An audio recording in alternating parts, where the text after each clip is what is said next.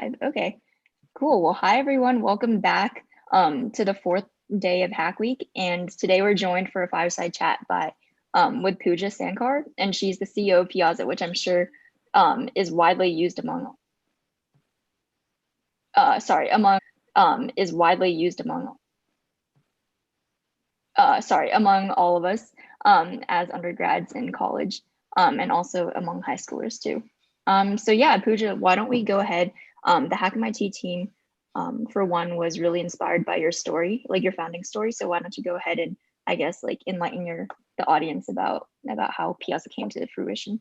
Cool. Yeah, happy to go into my founding story. One thing I will say is I don't think it was any one day where it was an aha that I was going to go start something. In fact, I was really lucky to get into Stanford Business School. And when I asked myself, what will I do at Stanford Business School? What will I do after Stanford Business School? I said, whatever I'll do, I won't start a company. And I think it's just because it felt really intimidating, the idea of starting something. It was a slippery slope after that, though.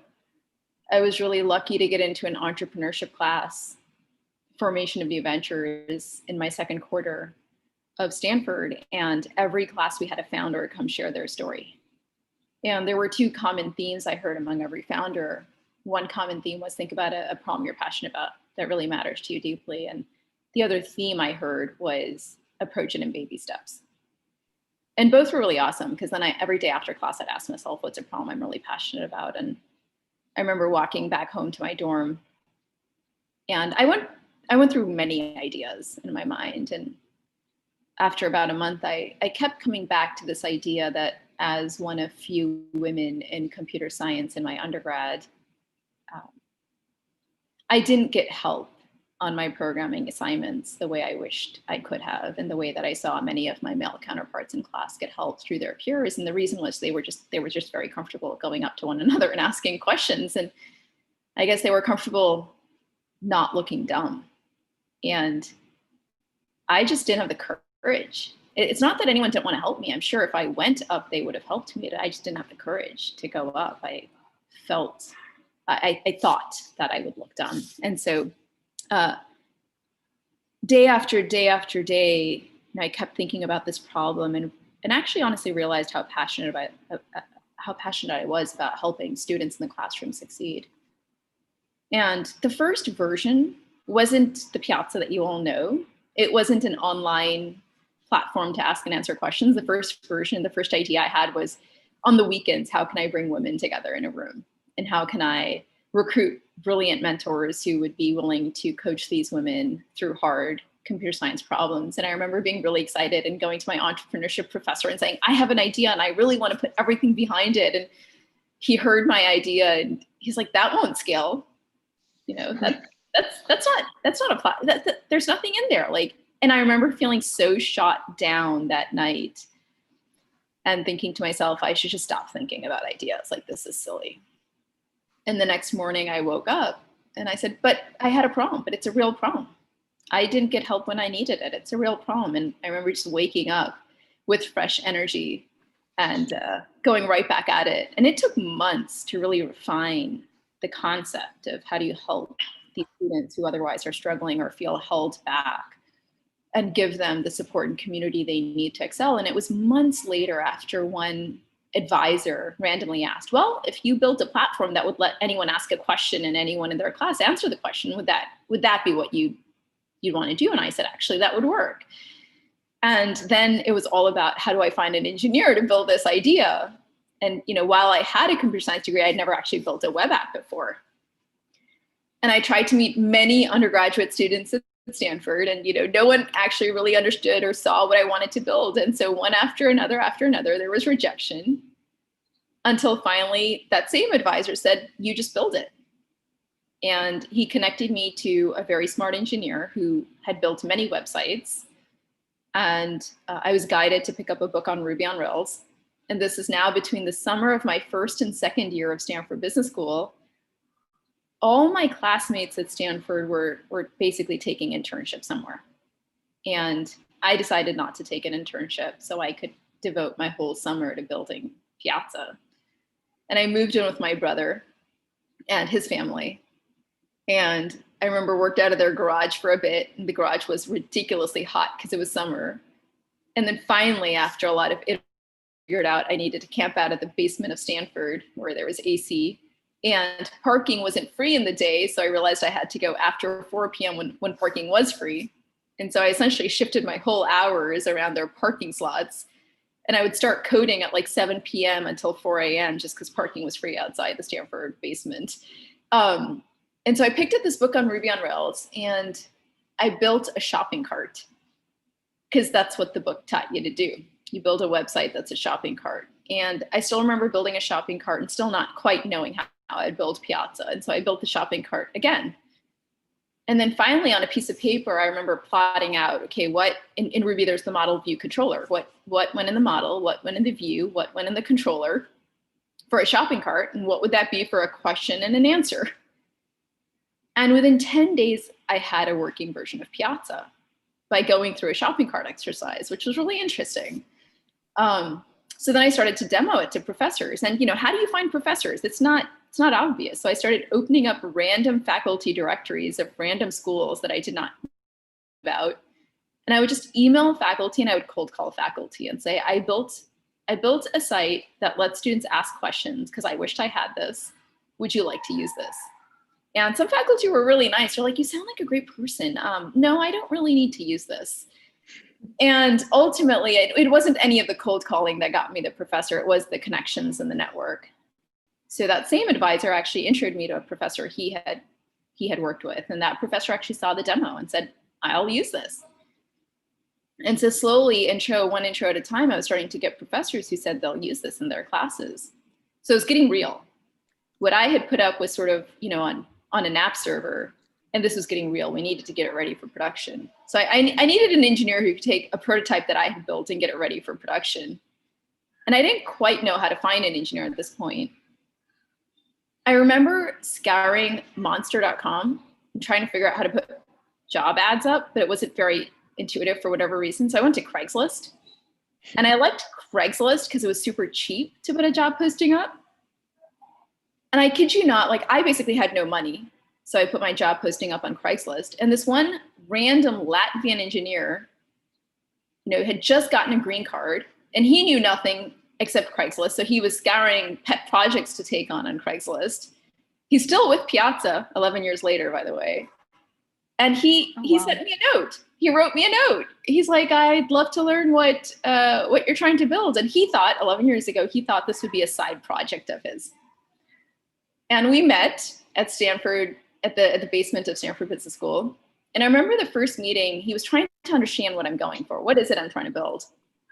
I was like, well, students have questions, and they struggle, and I really want to build something that helps them reach their potential. And he stares at me puzzled and said, students have questions?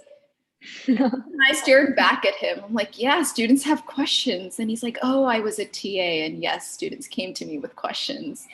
So here I was, I had stumbled upon an engineer who, had done international informatics Olympiads at the 17, who happened to be on Craigslist right when I was on Craigslist, and he had applied thinking this would be a pet project of his that it would just take a week to build. Anyway, he came on. This is now August of 2009, and we have a professor who is ready to use this for his class in September of 2009, a month later, and I just brought him on. Now, I had built everything in Ruby because that's all I knew at that point in terms of building a web app. And he only knew PHP. And so he said, okay, I'll take your prototype and I'll port it to PHP and we'll get it ready before September. And I didn't know PHP. So part of me was just terrified that I've just met an engineer. He is taking all my code and moving it into a language that I do not know. And we have to have this live in a month. And what if this engineer decides he doesn't want to continue? I won't even know what to do at that point. So he spends a week and ports my prototype into a working version. And then we try to get it to work on my computer. And for whatever reason, another week goes by and we're not able to get his code to work on my computer. And so now he's like, okay, well, I'll have to learn Ruby. So in a weekend, he learns Ruby. What's amazing is that one weekend I got to teach him Ruby. And since then, after that one weekend, I have never been able to teach him. He knows more Ruby than me now. And he learned Ruby, wrote it all back in Ruby, and a couple of weeks later, we launched the website to a real class. Oh, wow. And we are, and of course, now I'm in my second year of Stanford Business School. So what's the dream with every website? The dream is, of course, when you launch it, people will use it. So I'm in my second year of Stanford, trying to pay attention in my classes, but it was very hard. And no one was asking a question on the website. And so here we are, we had just launched it, but no one was using it. And we were very puzzled. At this point, I'm now in my second year of Stanford Business School. I had not taken a paid internship. I did not have a lot of money in my bank account left. But I do remember emailing students saying, I will give you a $25 gift, an Amazon gift card, if you can get on a call with me, and just share feedback. And I remember those $25 Amazon gift cards paid off a lot, because students got on calls and they're like, what is Piazza and what am I supposed to do on it?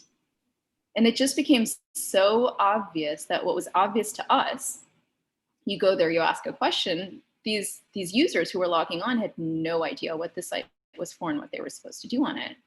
So I mean, what does any good engineering team do? They make a big shiny orange button that says ask a question. So we made a very big shiny orange button that said ask a question.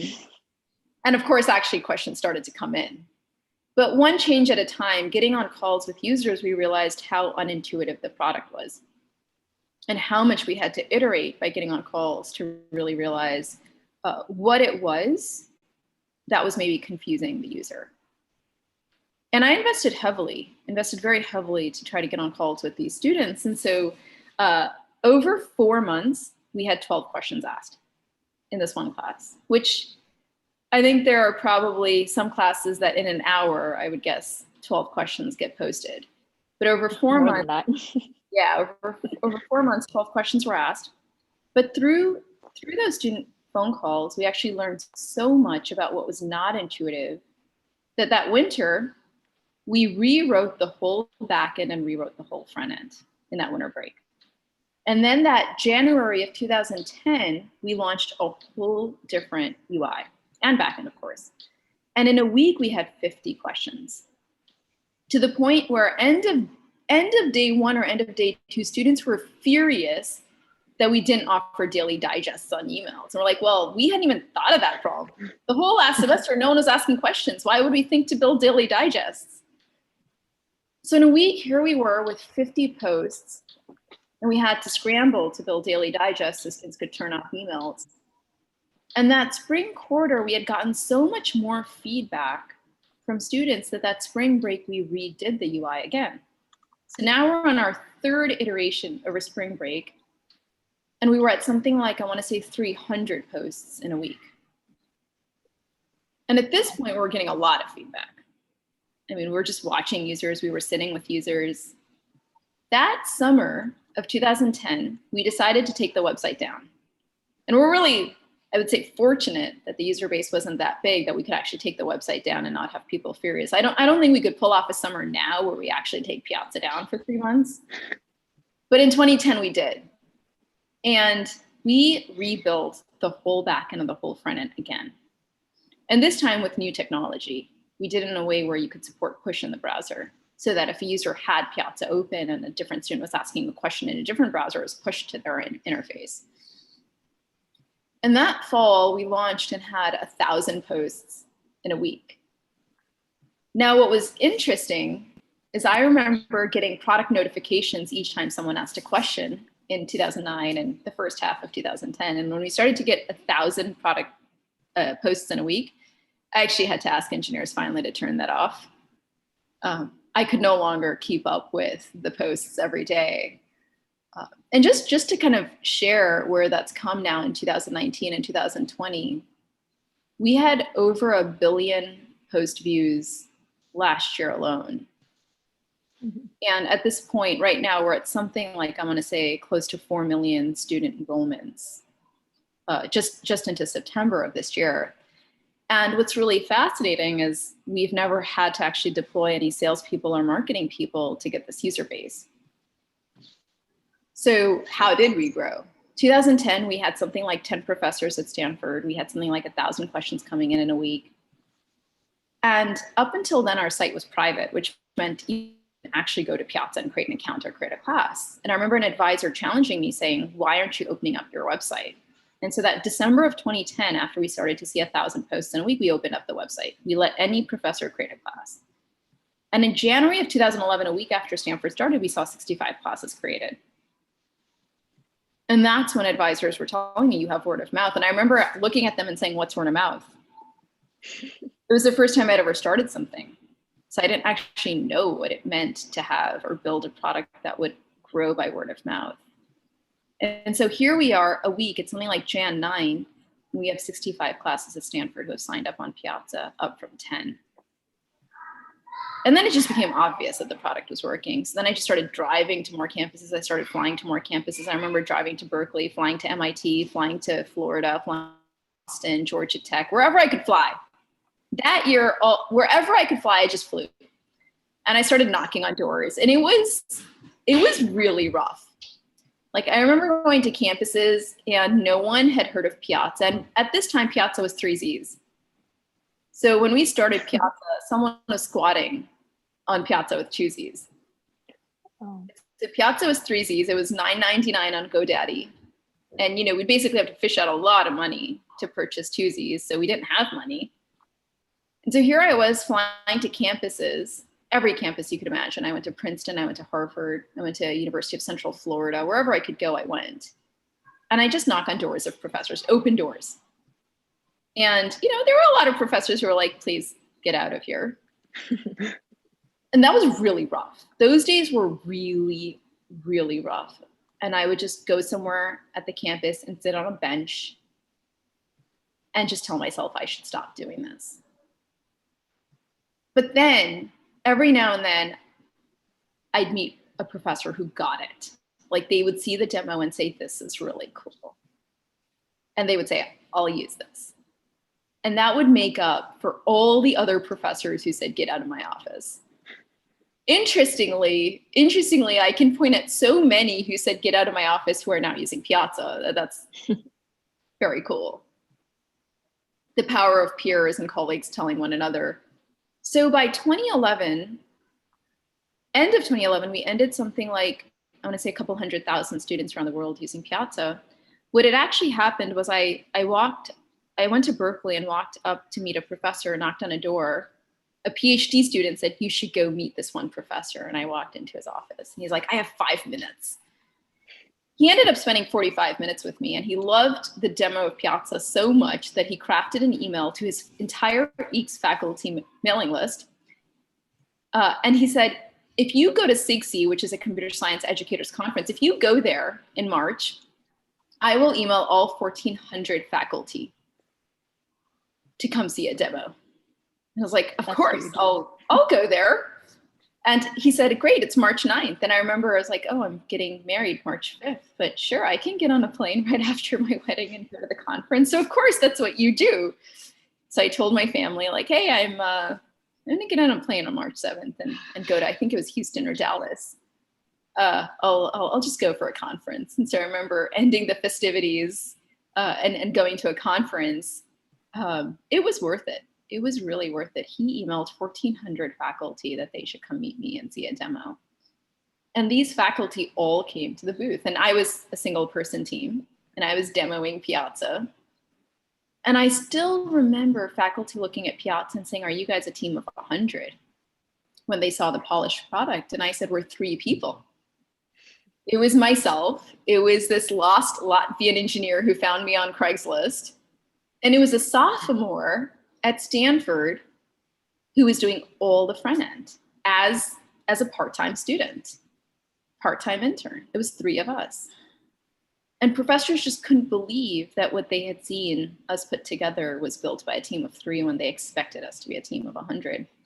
So 2011, we started to grow. We were in 300 schools because of this professor who emailed 1,400 faculty and dozens of countries already. And then 2012, 2013, 2014, we started to see that professors started to tell more professors, students started to tell more students.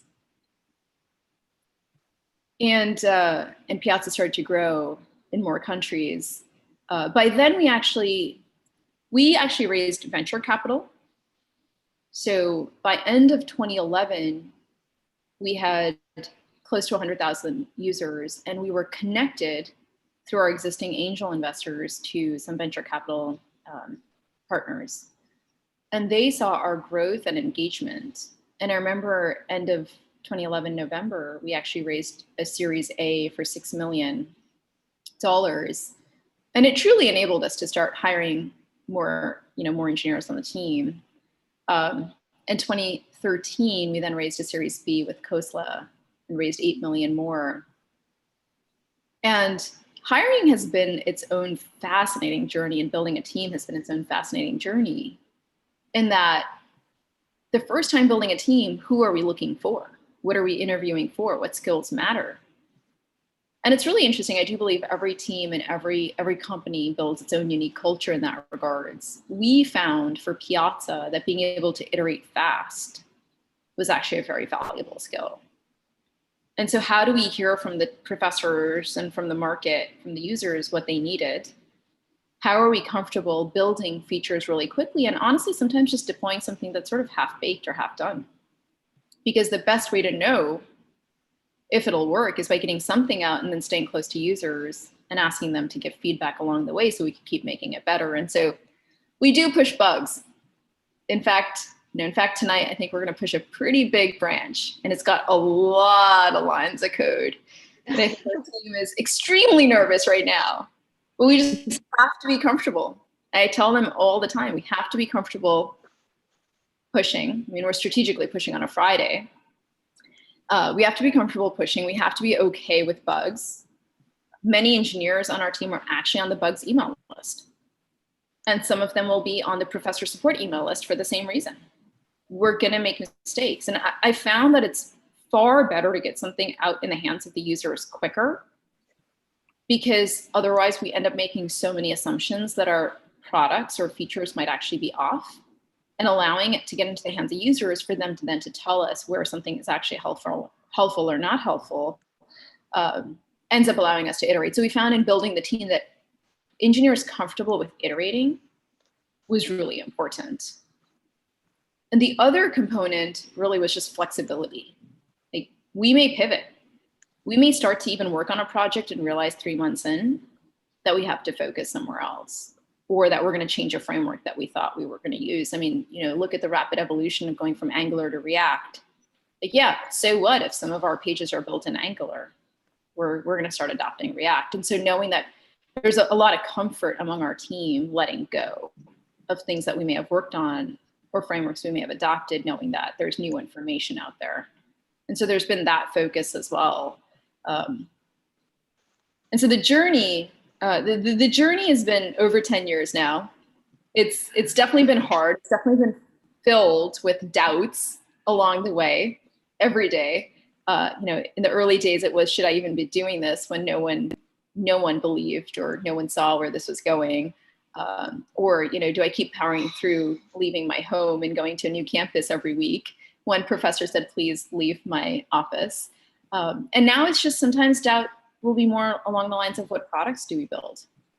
And so there's doubt in different ways. And one of the things I like to tell the team is it's about getting comfortable with being uncomfortable, which has been really interesting. Mm-hmm. And so with that, I want to make sure there is time for questions. I know, Claire, we've opened up a Slido channel. Right, yeah. So hackers, if you guys have any questions for Pooja, she would love to really structure this talk around what you guys want to hear. So I know the Slido link is over there. Okay, on the top left corner. So just enter that code, and then you can enter any questions, and Pooja's gonna go through and choose some questions that she wants to answer. Yeah. In the meantime, I'm starting to see some questions come in, which is really cool.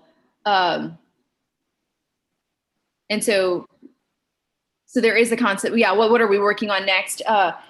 We're getting a lot of requests around supporting the virtual lecture setup.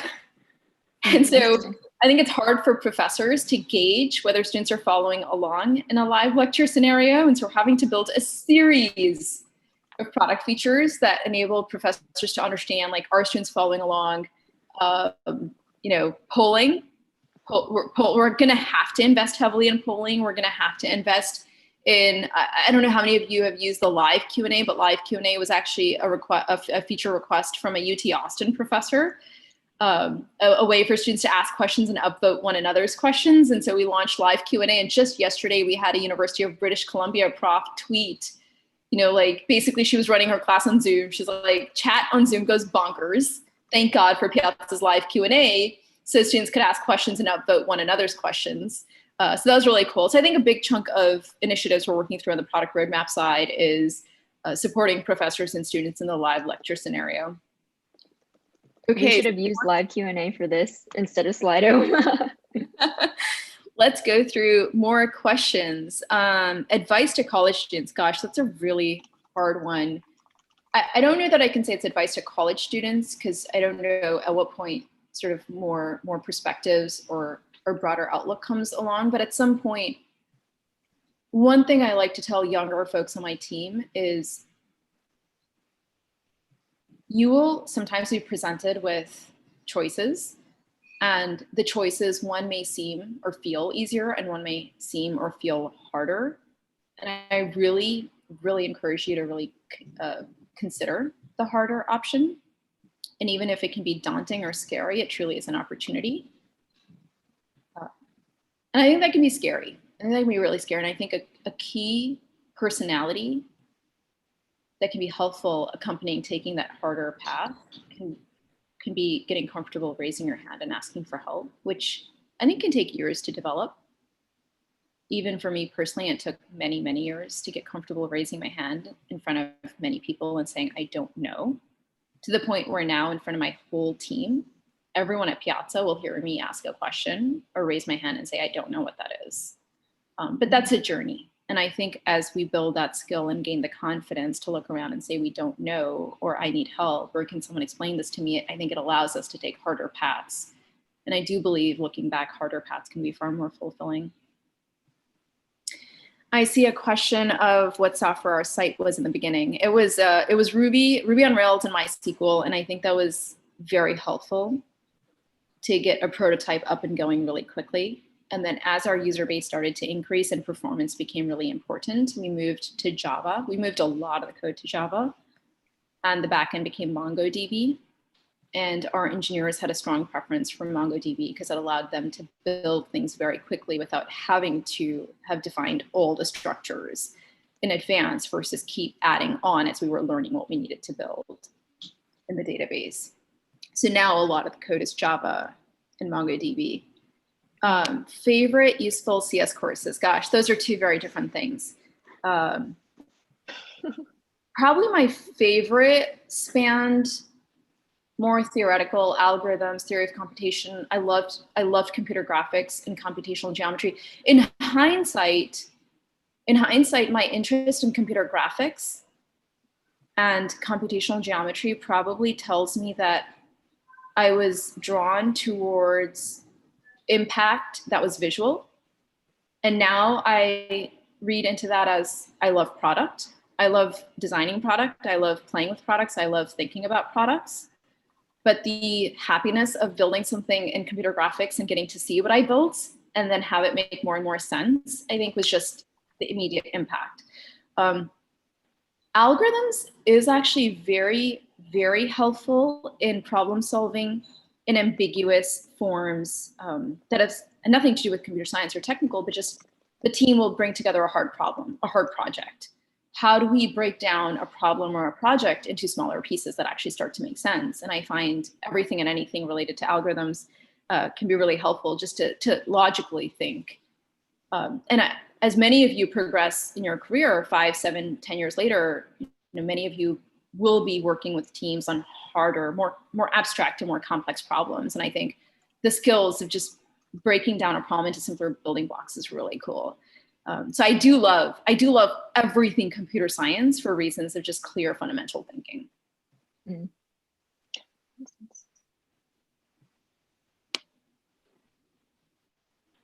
Let's see. Advantage to having a business skill set and technical skill set when starting a company. I would say computer science fundamentals actually, in a weird way, end up trumping because it allows you to think very logically and very rationally. And then I would say coupled with some raw personality traits, like, again, being very iterative, being very scrappy and resourceful, being comfortable being wrong. It's interesting. We have an engineers email list at Piazza, and the engineers are so comfortable just challenging each other candidly. And I think that's an amazing skill, because we can all get to better and get to the right answer faster, because we're all really comfortable just asking questions that maybe some people might consider rude, but it's not rude. It's just trying to get to the root of something, of truth, very quickly. And I think in trying to get a startup off the ground, every day matters, every minute matters, and every dollar you spend matters. And being ruthless about where that time's going and where the money's going. Think about the $25 gift card to a student to get feedback. That was very well spent money.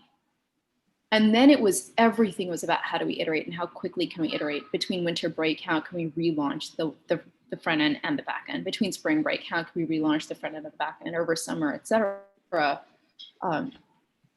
And then I think with fundamental CS principles, just a foundation of thinking, problem solving, probably just like a curiosity, a hunger for truth, which is out in the world, not in our home, not in our office. Like, what does a professor think? What does a student think? I'll never know until I go out there. I had no issues. It was hard. I had no issues going out to meet the professor or the student. In fact, those that said the worst things, those that were most frustrated, are the people I wanted to meet. Those that used the harshest words. Piazza's annoying, Piazza's terrible. I'm like, great, I really want to talk to you. Please tell me what you don't like, because that's how I can improve it. Mm-hmm. And that took a lot of courage, and took a lot of just a mindset for curiosity. Like, I want to genuinely understand what annoyed you. Mm-hmm. I had a professor a week ago. I love those professor reports, bug reports, where they just use strong language.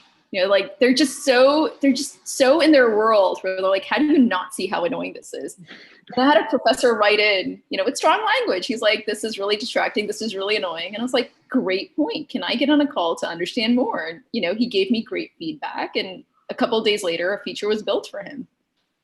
And he's blown away. He's like, this is amazing that you guys built this. I'm like, well, your point was very valid. And I do believe that sometimes the most talented individuals just have very strong feelings against what makes sense and what doesn't.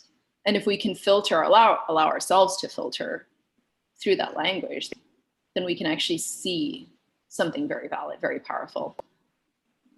Mm-hmm. Pooja, I actually had a question, if I could interrupt really quick. Yeah. It was about the thing that you said about how it was really the network that brought Piazza to the next step when it was in its initial phases. So like, I know a lot of people in the audience are also interested in entrepreneurship and startups. So how would you suggest they go about building that network? Yeah, it's a great question. Probably a few things I had to do very early on was I had to be comfortable putting myself in places where I was deeply uncomfortable. And so what might that look like? Well, first, I was fortunate to even get into an entrepreneurship class, which is great. So now I'm in an entrepreneurship class, so the chances that I'll get to hear founders' compelling stories and meet other people increases. I remember this advisor that I kept mentioning, he was in one of those classes, and I saw him at a coffee shop, and the normal me would never walk up to him, ever. But I had to tell myself, I made a split-second decision in my mind saying, he's familiar, he was in that class, I just want to introduce myself to him. And I went up to him and said, I saw you in this class. And I learned that he had actually founded or ran a company as a CEO. And oh, wow. So he knew way more than me in terms of running and growing companies. And I told him, I really want to work on this idea. And he said, okay, I'll spend some time with you. And he started to give me frameworks, and he met with me weekly. And he put a lot of time and energy because he saw, I guess, the passion and how much I cared about this problem. And for every one person like that, there may be 10 people who don't. agree to meet me. And so it's about, I think, just creating opportunities to meet or encounter or interact with people where it doesn't have to be that everyone agrees to spend time or help brainstorm. But even if 1 out of 10 or 1 out of 20 do, how magical is that? Because then that becomes a path forward. Or you think about that first professor. I mean, he introduced me to the first professor who said they will use Piazza. You think of that first professor who said they'll use Piazza. I mean, that one professor had such a big impact at that time in 2009. Right? And so the impact that each person you meet at a certain stage can be disproportionate. And so how do you create opportunities to have those interactions? And it can be as simple as being comfortable walking up to someone at a coffee shop. Like you hear someone talking and being comfortable saying, I heard this. I was really interested in this. Like, it's interesting. I was at a park a couple weeks ago and I introduced myself to them. I'm new to the city. I was wondering what so-and-so and so-and-so at this park would be like. And she gave me so much great information about this new city. So much. It turned out she worked at another sister park. And just, I was uncomfortable because none of us want to walk up to someone else. I guess it makes us feel vulnerable, but how amazing if one of those interactions does lead to something. Mm-hmm. Yeah, that makes a lot of sense. Thank you. Did you want to keep looking through the Slido questions and just choosing whichever you liked the most? Yeah, there's a lot coming up. Someone who isn't sure about pursuing CS. I think computer science is hard. I really do believe it's hard. And I think, candidly, I think if I had an option to leave computer science as a major, I would have left. But the Indian education system is really different, where when you enter a major, you stay in the major. You actually don't have an option to leave it. I'd encourage everyone to try to find a way to power through some CS classes. There's an amazing way of how it just teaches fundamentals and problem solving. And it is really empowering to know that we can all go in maybe and looking around and asking for help or finding people who don't judge us. And I do think there are a lot of students and TAs and professors in every area who have a knack for making sure that you don't feel judged. And I think those are the people around which we each flourish if we have a sense of insecurity. I know for me personally, that's really important. So I'd encourage everyone to find a way to power through at least a few CS classes. There's a question of seeing Piazza mainly as Q&A. I think we're just starting and the opportunity is huge. I think there are many platforms we could be building, many products we could be building. I think tutoring, something we've actually started toying with. Could we build a tutoring platform where students could help, students could find tutors, students could sign up to be tutors. So Q&A, and then our recruiting platform, Piazza Network, are start. But as we continue to grow our user base, I think the opportunities to build additional products is huge. And then we're really fortunate in that our team's small and scrappy, and so our burn is very low. And with the burn really low, we essentially have runway, which means we can keep building.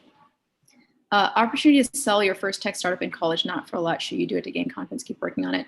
That's a really interesting question. I think it really boils back down to how much you actually care about the idea. And it goes back to that concept I would hear with founders, like, work on a problem you're really passionate about. It's hard to come by problems that we're deeply passionate about. I do think it enables us to build better solutions, though. And so if this is your first tech startup, but your objective was to get experience by working on it and you have a chance to sell it, sure, do it. If anything, that'll give you a new experience. However, if this is a tech startup you pursued because you actually deeply believe in the idea and actually want to have an impact in the world and change the world in some way, it could be pretty exciting to persevere through.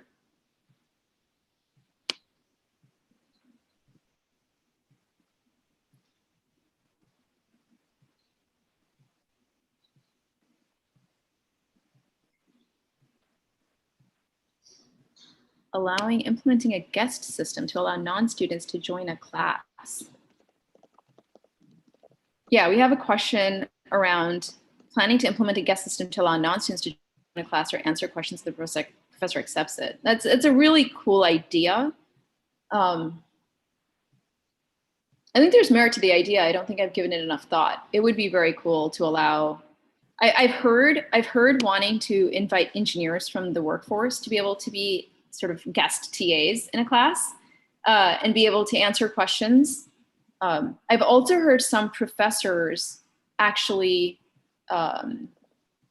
open up Piazza and invite students in developing countries to be students in their course, so that essentially more students have access to information and education, which is really exciting. If I can jump in for another quick question that I was having. You mentioned earlier that you guys rewrote the website from basically like scratch all over again. I was wondering what you guys changed that led to like such an influx of users. Yeah, each time we would just learn new things about how students perceived our website or the use cases that professors and students had when using the website. And so it was essentially challenging assumptions we had made. Every first rev, we would make a series of assumptions about what we thought, how we thought users would use the website. And so as a result, you basically had data structures a certain way, data stores a certain way, certain queries and certain API calls. And then as you learn more, you realize, well, they want to do this with the platform that the current front end or back end just don't easily support as you learn more. So we really just went when we were learning, and the back end was built so suboptimally that trying to implement new features was just really slow. So as we would learn more, we were comfortable deleting a lot of code. Anything that was just not needed, we would remove. And we would essentially just we would build as though, now knowing what I know, how would I build this? That was the key thing. So as an example, the first version of Piazza had 2 pages. It had a page where it listed all the questions and you click a question, and it had a page where it showed the actual question. But as we learned that it was more helpful to show the questions in the same pane where you could view the question, then that back end or front end actually made no sense. And so it's better to scrap everything. Knowing what we know, how would we design this app? But of course, you could only do that if you were deeply integrated with users and understood what they were trying to do. Like, what was their workflow? The number of students and professors I would have to sit with, and I still sit with on a screen share, but the number of professors and students I would sit with and just watch what they were clicking and where their eyes were going. The most valuable way to learn, I found back then, was watch where a professor's eyes go when they open your website. And it is shocking what they don't see, but you see because you know you put it there. Mm-hmm. Yeah, like being able to kind of take a step back and look at your product in like a new lens and try to like understand from like someone else who's never seen it before. Come to your site. I still remember on a road trip going to one of those gas stations that have those restrooms. And I remember walking in, and the whole wall, the entire walls of this gas station or whatever convenience store was plastered with signs. And so I couldn't see any sign for restrooms. And I walk up to the front cashier and say, where are the restrooms? And he stares as though I'm just blind and says, it's right there, pointing at the sign. But what had happened, he knew it was there.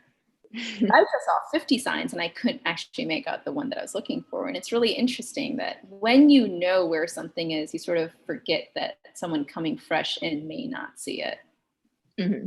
And in product development design, this becomes really interesting. I encourage my team to constantly, I call it blur your gaze, blur your focus. If you blurred your focus on a website or a design or a page, does your gaze go to where you want it to go? And if it doesn't, then you have to redesign it. Mm-hmm. Yeah, makes sense. That kind of leads into one of the questions that I saw on Slido that I thought was really interesting. Someone asked, how has your role and responsibilities at Piazza changed throughout the years from beginning as a developer and now to like CEO? Yeah, gosh. Well, I've played every role at Piazza, which is really exciting. My first role was writing code. And then soon after, once I found an engineer that was far compelling, I became sort of the person to go out and get users. So call it marketing, call it user acquisition, call it sales, because I knocked on doors. And if any of you have watched McDonald's founder story, where he had this giant shake maker and went cafe to cafe to cafe to sell a shake maker, I deeply resonated. I'm like, yep, I went door to door to door and just tried to sell Piazza. So I became sort of that sole salesperson. But then through that, actually, I was getting a lot of product feedback. And so I became the product person, down to writing every email template. What words do you string together on the website? What words do you string together on email notifications, on tutorial documentations, designing the website and building the product? Testing, I did a lot of testing. So as our awesome designer, sophomore student was building the front end, and as our awesome backend engineer was building, I was testing. So I became QA very quickly. I became support. I was our sole support staff for 2 years, supporting every inbound professor inquiry. I still do that, and I love it. And then had to go play the CEO role of fundraising. So how do you go out and meet investors and pitch to them the vision that we have for what Piazza can be and how big it can grow? And so had to start raising money. And I remember behind the scenes working with people who knew far more than me and trying to emulate them in the investor rooms, out raising venture capital. I remember I used to have my notes in an email draft. Whatever my advisor would coach me through on the talk track, I would open in an email draft and just read off of it, because I wasn't comfortable delivering it on my own. So I was out fundraising, and then definitely a lot of hiring and recruiting and interviewing. That's a lot of selling. You're trying to go out and meet people and get them excited. So a lot of selling and recruiting through that. And then over time, it became building teams and coaching people on the team so that they could do their jobs more effectively. But it's never very close to product. I still test. Just 2 days ago, this branch that we're going to push, now I was testing on an app server, and I probably found 20 bugs, and I reported them all. I'm like, come on, guys, let's fix this all. And still very, very much involved in product mocks. Yeah, that makes sense.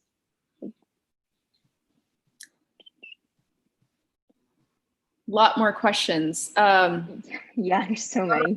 It's important to be good at one specific skill set or have a breadth of skills. I think that's a really, really good question. I can share. I want to share the outlook of some of our best investors, and some of our best investors look for entrepreneurs that spike in one narrow thing. So how can I meet founders who have an exceptional skill in one area, even to the point where they're literally deficient in other basic skills, because they can surround themselves with other smart people who can complement those blind spots? And that can be anything. That can be social emotional skills, intelligence. That can be hiring. That can be, sales or marketing. But what is one area? And so I do believe that coming in, trying to start something with a spike in an area, I believe gives you an advantage. It gave me an advantage in just having that product sense of what would users need and how can we build this. And then, either build people around me who complement my areas of weakness, or take it on as a multi-year journey to continue to grow out other areas of skills. And again, that could be hiring, that could be interviewing, that could be many other things. But I would say I've been amazed at how accepting Silicon Valley can be of founders who spike in one area. And again, that area could be anything and everything. It could be people skills, it could be hiring, it could be fundraising, it could be product, it could be marketing, it could be sales. It's a spike in some area. And then it's about using that superpower to recruit, people who can complement you in other areas. Yeah, for sure. Yeah, it looks like there's still so many questions coming into Slido. But we still have around 10 minutes, so we can just, keep going off of that. Yeah, there are lots. Gosh, any regrets? How has Piazza changed during COVID? Advice for high school students? Important piece of feedback. Gosh.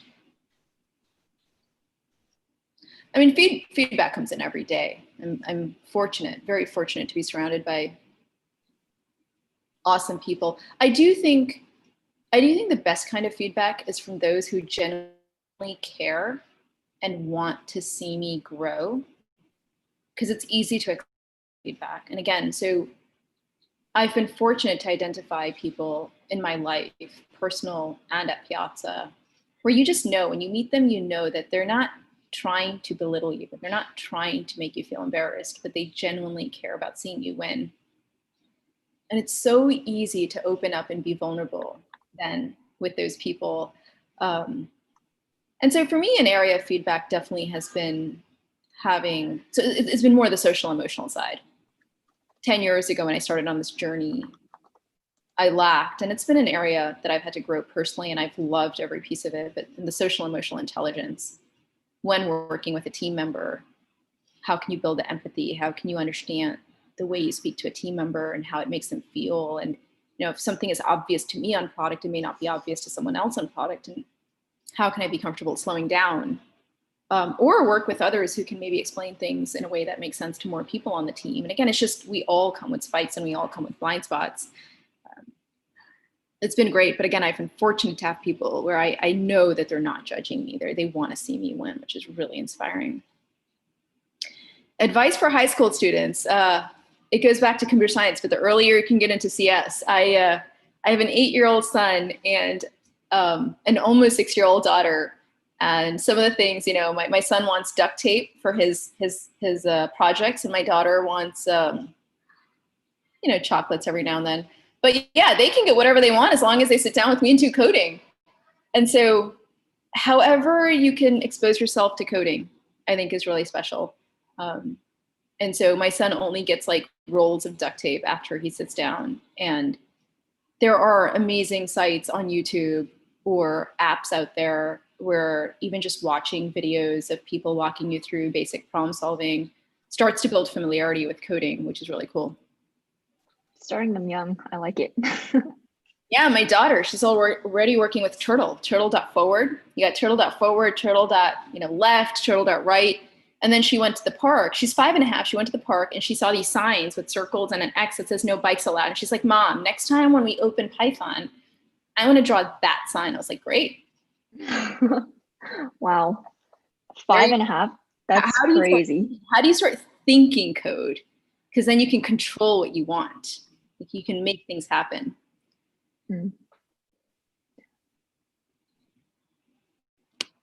Yeah, looks like we have time for just a couple more questions. Ever had to work with people whose visions for Piazza didn't align? That's a hard one. It does happen. I think again, being comfortable, kind of going back to that approach of being comfortable with iterating and knowing that you're going to make mistakes. Like, oh, I'm going to build a feature, but I don't actually know how to build this. We're going to put it out. And we're going to learn and be embarrassed. Hiring in many ways is like that. We're growing up as a company. We don't quite know who the right fit is. 8 years ago, it wasn't clear to me that engineers being comfortable iterating rapidly would be our most sought after trait in engineers. But we had to hire some engineers who wanted a lot of structure, who wanted the specs defined and the product mocks defined months in advance, and then couldn't handle it when the mocks changed, couldn't handle it halfway through if we decided we weren't working on this project. And so same with the vision. Definitely, some people who maybe didn't understand, didn't live through the problem. I do think we're mostly fortunate in that our team's young and most people have lived through the problem of wishing they had a way to ask questions and they didn't feel safe or they felt vulnerable raising their hand in class. And so in that regards, I think people are very aligned with what Piazza is meant for and how we can help our user base succeed through the product. Yeah, I know for sure, like Piazza's definitely helped me a lot if I had questions, but was too scared to ask them in like a big lecture hall. I'll just like hop on and like type my question instead. So yeah, honestly, yeah, just like thank you so much for making this platform to like make learning more accessible, I guess, and more like equitable for everyone. Totally, so cool. Oh, I see a really interesting question down here, if that's okay. Someone asked, what does it mean to you to be leading in a field dominated by men?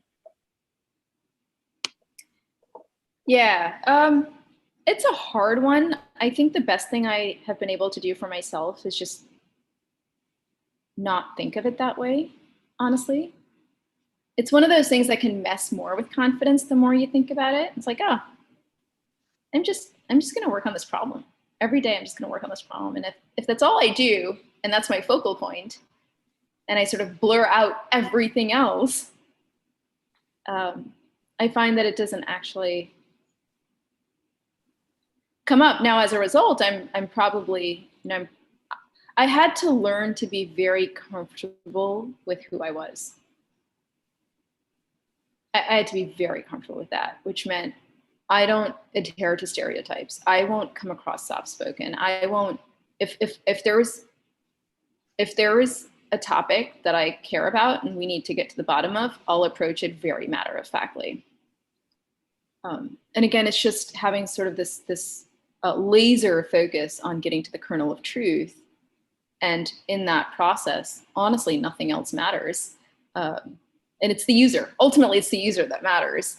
But as a result, I probably catch some people by surprise. I'm like, just like, yeah, let's talk about this. And I do think going back though, being an engineer was really helpful because I do believe engineers tend to tackle problems very matter-of-factly. Like, hey, let's try to understand what the answer is here because nothing else matters. So the same way, dominated by a field of men, like, I'm sure, but hey, aren't we all here just to try to figure out what the answer is? Mm-hmm. Yeah, like your legacy is not defined by the fact that you're a woman leading in a tech industry, but rather just like you made a product that like helped out the world. Yeah, and going back though, where was I 18 and where was I at 20 and where was I at 22? I was very nervous. I was very shy. I didn't have the courage to raise my hand. And I think that was just a natural journey that I had to go on. And it took time. Mm-hmm.